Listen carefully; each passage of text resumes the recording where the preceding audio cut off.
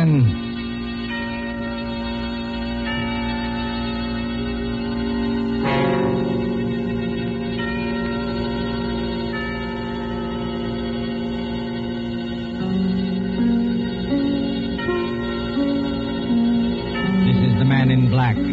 Here again to introduce Columbia's program, Suspense.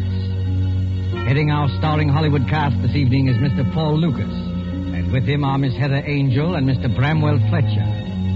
Story by John Dixon Carr, dealing with strange, very strange happenings in a London curio shop, and called Mr. Markham, Antique Dealer, is tonight's tale of suspense.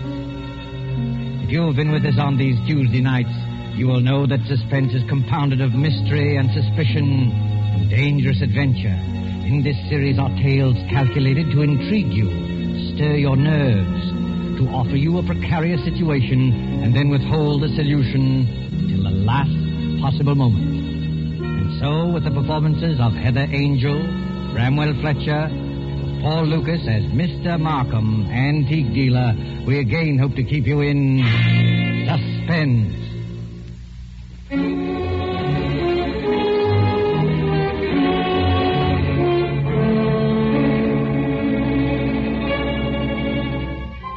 This is the story of a man who commits murder and gets away with it.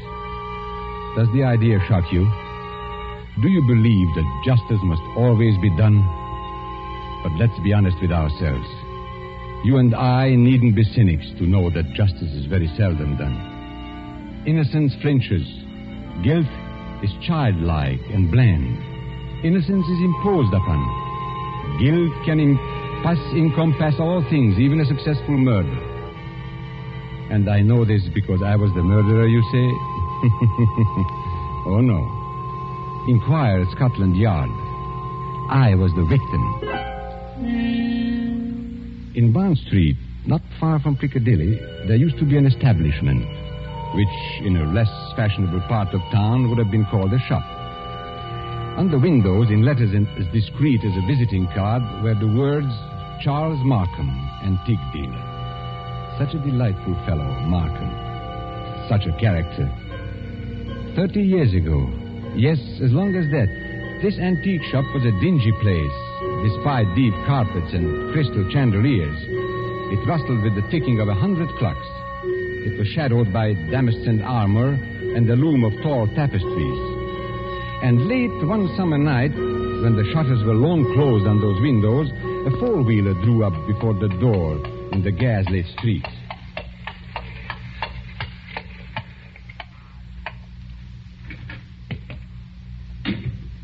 That's all, cabby. You needn't wait. Very good, miss. Good night. Good night.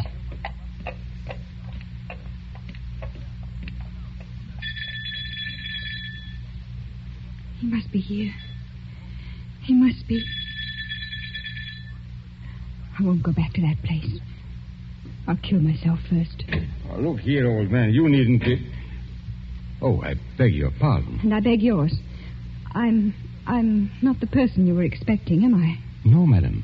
As a matter of fact, I was expecting a police officer. A police officer? Oh, merely an old friend who often drops in for a talk and a drink. You are Mr. Markham, aren't you? Yes, my name is Markham. Can I be of any service to you? I want to come in.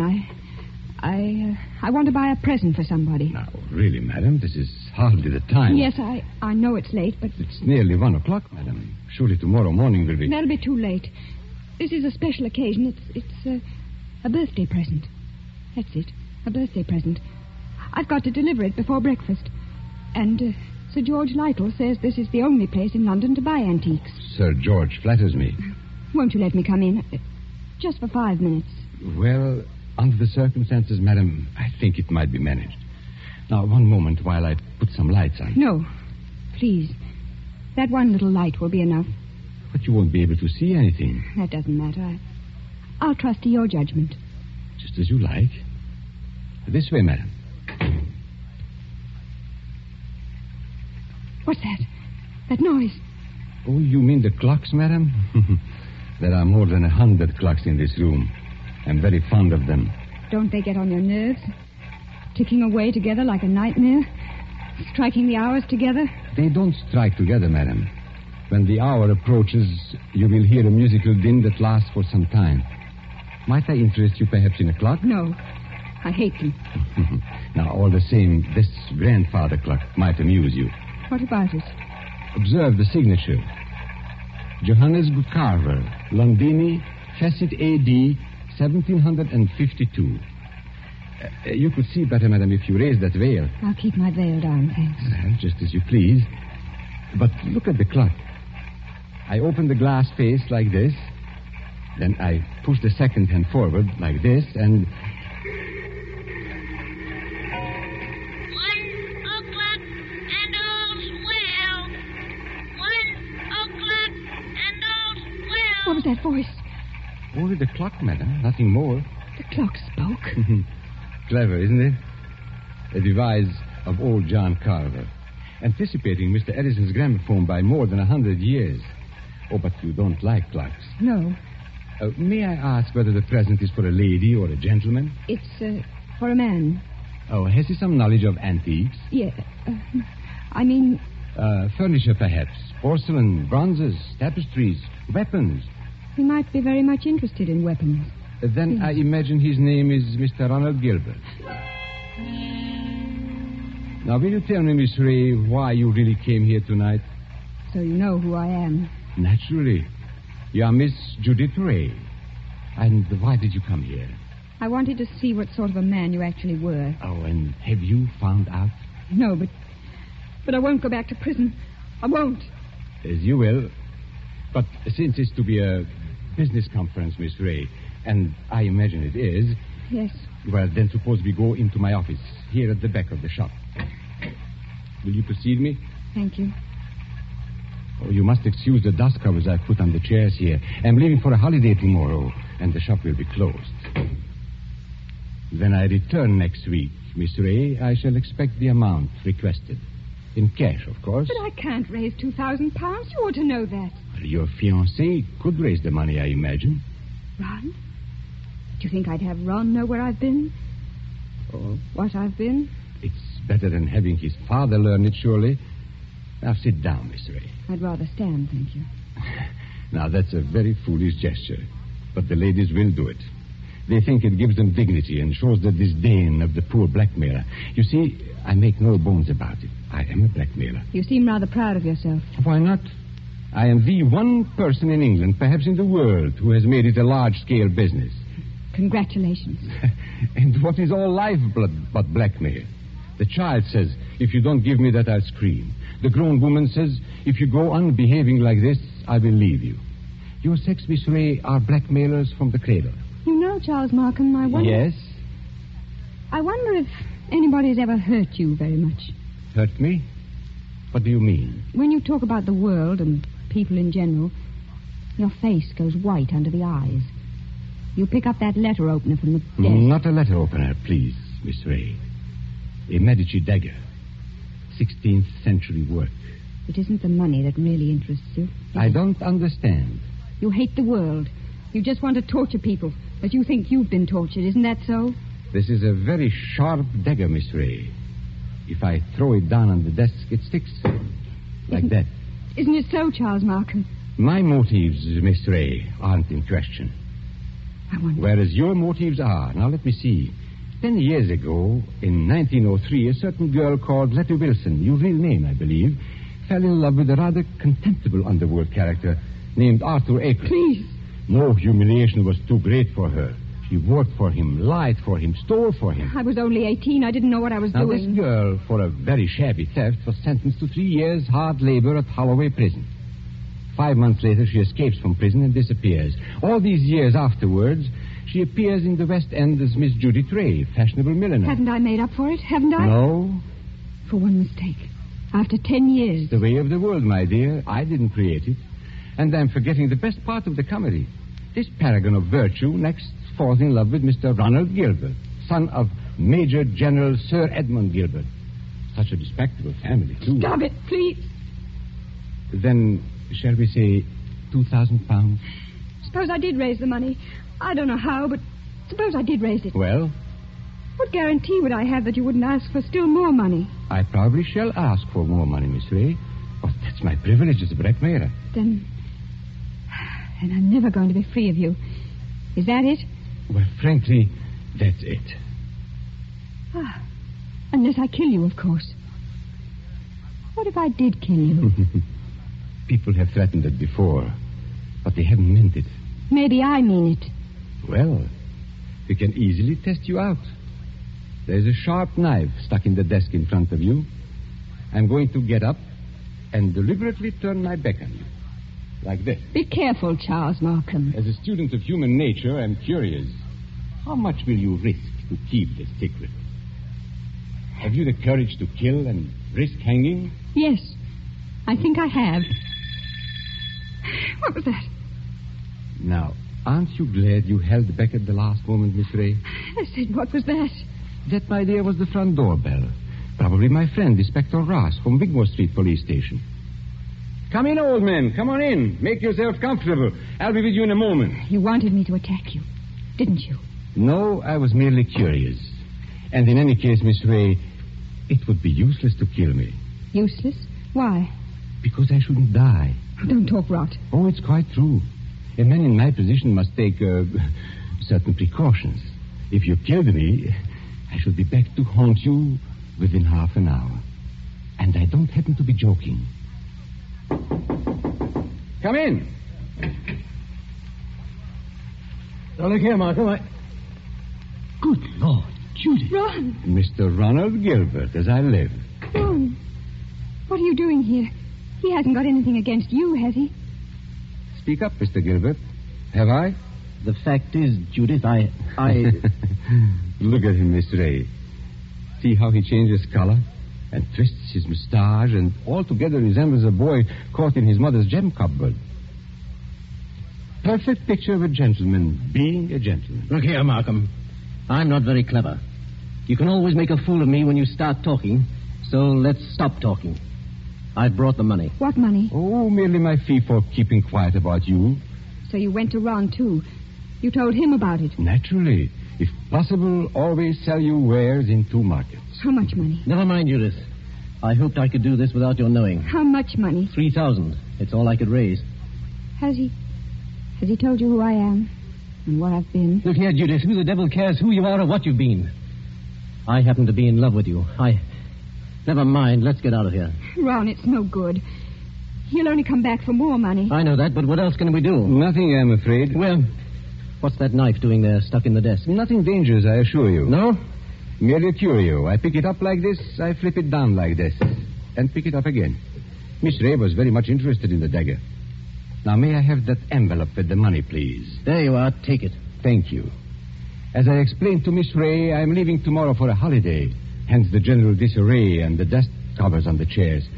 But before my departure, I'm glad we could settle this affair, as you would say, like gentlemen. Before we clear out of here, Markham, there's just one favor I'd like to ask. Well, of course, old man, ask away. This is your job, I suppose. You can't help being what you are, but never again, as long as you live... Well? Never even say the word gentleman. Be careful, Ron. Look at his face. Tell me, Mr. Gilbert, how much money is in this envelope? You heard what I said, 3,000 pounds. Then take it back, my friend. I find we can't strike a bargain after all. What do you mean? Just what I say. Here is your money. You will now oblige me, both you and Miss Ray, by leaving my shop. But what are you going to do? Tomorrow morning, perhaps even tonight, I'm going to get in touch with the police, and I shall tell them where they can find Letty Wilson, alias Judith Ray. You can't do that, Markham. Oh, yes, he can.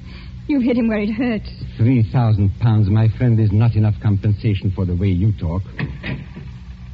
There is a way through the shop. Shall I escort you to the front door? No.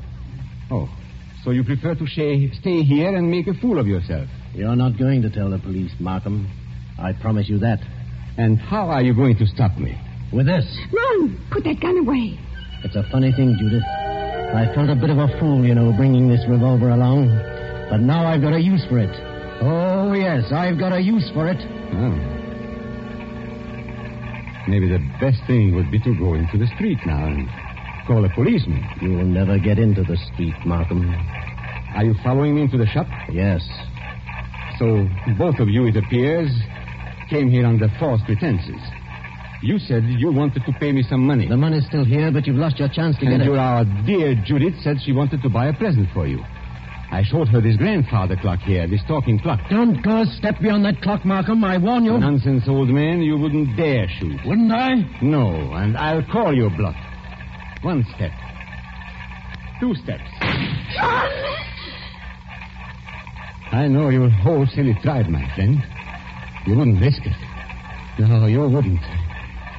What's happening to me? Don't try and grab out of the clock, Markham. It won't save you. You wouldn't risk your life. You wouldn't risk your family position. You wouldn't. 1:15 and all's well.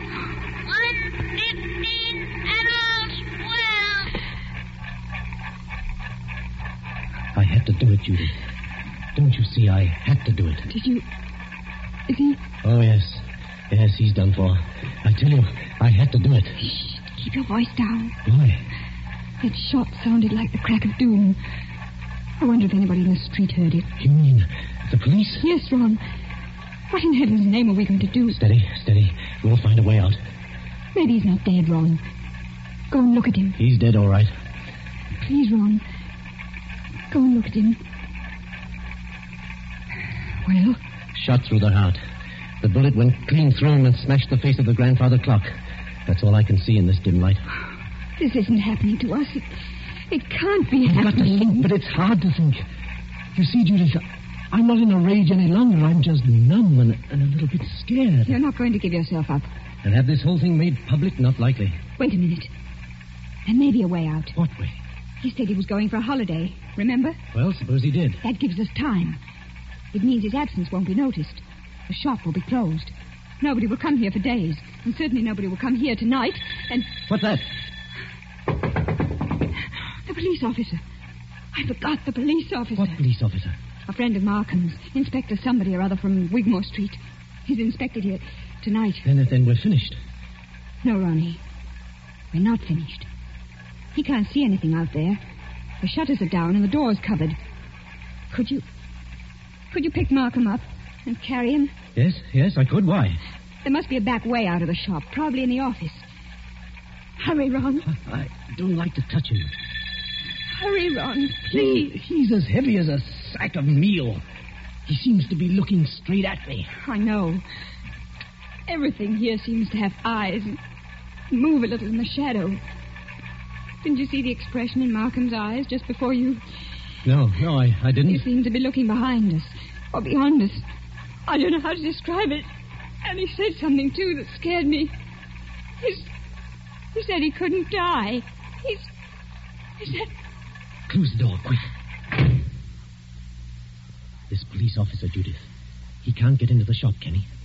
Of course he can. The front door isn't locked. That's true. What's wrong with me, Judith? I came in there that way myself. And there's no time to lock the front door now. Our only hope is through the back way. I thought I'd seen a back door and... Ah, there it is. Just a minute. I've killed a man. That means I'm a murderer. A fraction of a second. One tick of a clock in there. And you change from an ordinary happy person into what I... Well, Judith, well?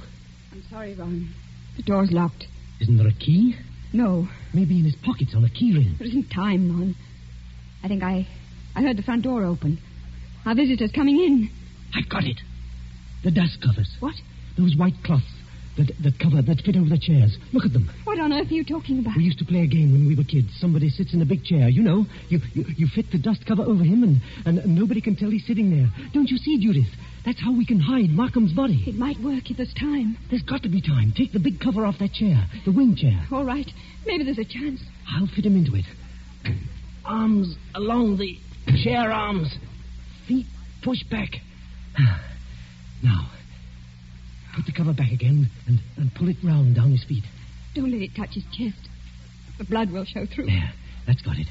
You can't see anything now, can you? No, but, Ron, Well, what did you do with the gun? the gun.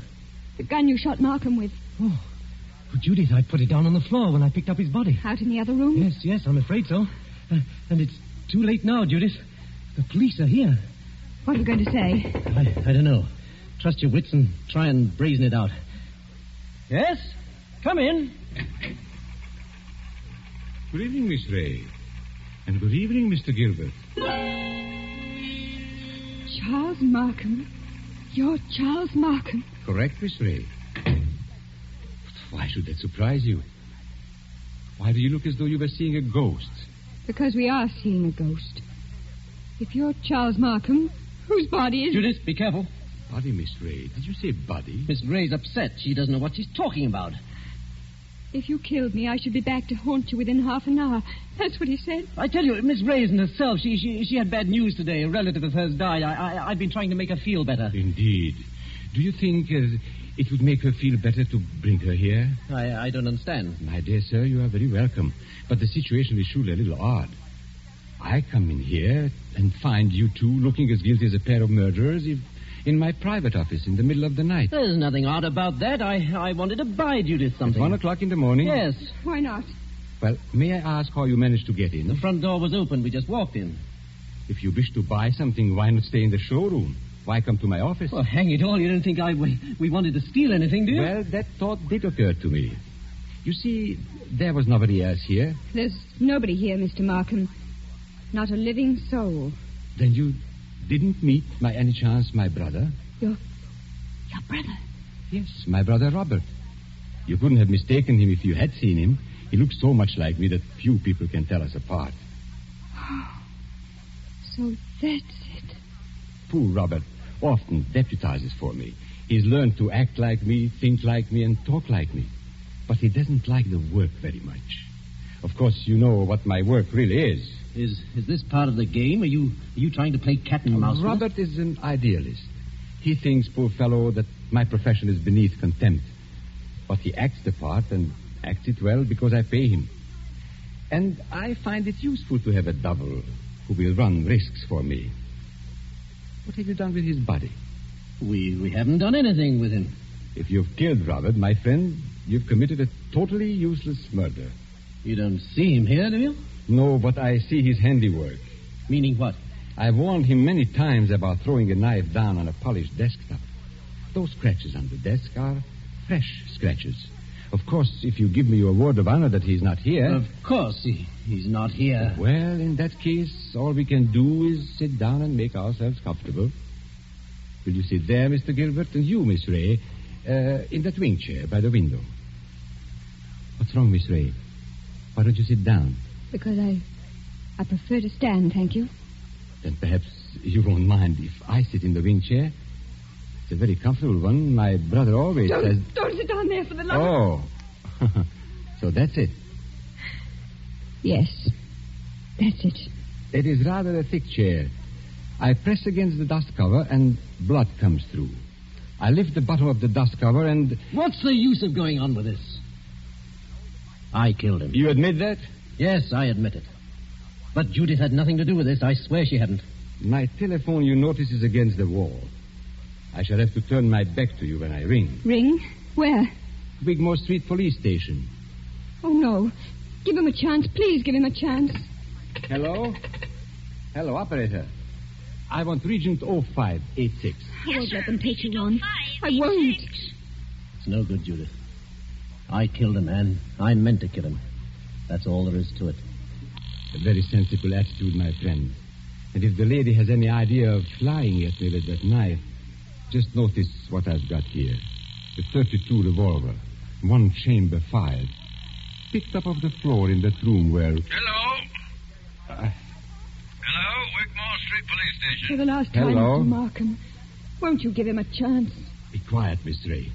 May I speak to Inspector Ross, please? Inspector Ross speaking. Oh, isn't that Mr. Markham? Got it in one, Inspector. Charles Markham here. I understand you were going to drop in and see me tonight. Well, I intended to, Mr. Markham, but I'm afraid I can't make it now. Oh, why not? Anything wrong? Only a robbery in Davies Street, but it's likely to be a long job. Sorry I can't get there. Well, that's perfectly all right, Inspector, because actually I rang up to make sure you wouldn't come here tonight. You see, I've got a lot of work to do, and I'm leaving for Eastbourne early tomorrow morning. Let's make it some other time, shall we? Oh, glad to, Mr. Markham. No crimes being committed up your way, I suppose? No, Inspector. It's as quiet as the grave. I've never known a more peaceful night. Goodbye. Why did you do that? Now, please, don't excite yourself, Miss Ray. Didn't you hear what I told the inspector? Yes, but is this some more trickery? Trickery? How can it be? I don't know. That's what I'm asking you. I should call it generous when I let my poor brother's death go unavenged. You're not doing this without a reason. Naturally not. But has it occurred to you, either of you, that I might not want my business dealings revealed in court? What are you driving at? And has it also occurred to you that a man's double, who looks exactly like him and shares all his secrets, may become a danger rather than an asset? He knows too much, he wants too much, and so... I think I understand. You're glad he's dead. Not glad, my dear. You shock my brotherly feelings, but definitely relieved. Look here, you can't get away with this. Get away with it, sir? Aren't you forgetting that you are the murderer? And what are you going to do? No, it is very simple. We three, in an unholy partnership, will dispose of Robert's body. Or would you rather hang? He's got us wrong. There's no other way. But how can we dispose of the body? This seems worse than killing him. It's filthy, cold-blooded... Practical necessity. And as for disposing of the body, nothing is easier. We shall simply gather the...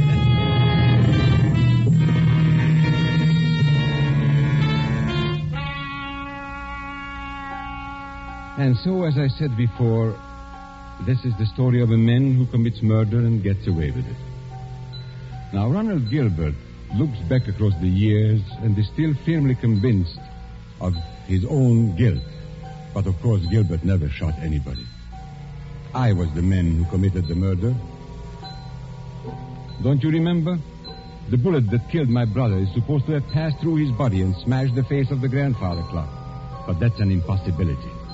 The face of a grandfather clock is much higher than the heart of a man.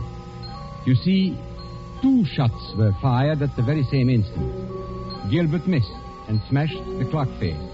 I fired from the door of the office and did not miss. That was why my brother looked past those 2. I went out by the back door, locked it, and reappeared at the front afterwards. It was not Robert Markham who died. I am Robert Markham. It was Charles who died that night. And I killed him to stop forever the wholesale blackmail that was poisoning the lives and blasting the hearts of 1,000 half-crazed people. His records I destroyed, his correspondence I burned. He is dead and gone. I have assumed his name and identity ever since. I committed a murder. And yet, if you sat on a jury, dare you say that you would condemn me? Come now. Would you?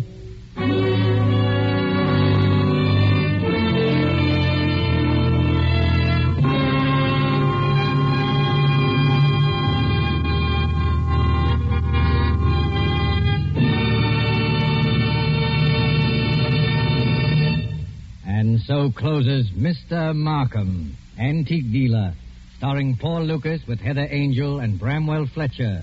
Tonight's tale of Suspense. This is your narrator, the man in black, who conveys to you Columbia's invitation to spend this half hour in suspense with us again next Tuesday, when we will have the pleasure of bringing you Mr. Charles Lawton and Miss Elsa Lanchester, who will star in one of the most famous and suspenseful of Agatha Christie's thrillers, The ABC Murders. The producer of these broadcasts is William Spear, with Ted Bliss, the director, Lud Gluskin and Lucian Morowick, conductor and composer, and John Dixon Carr, the author, collaborated on tonight's Suspense.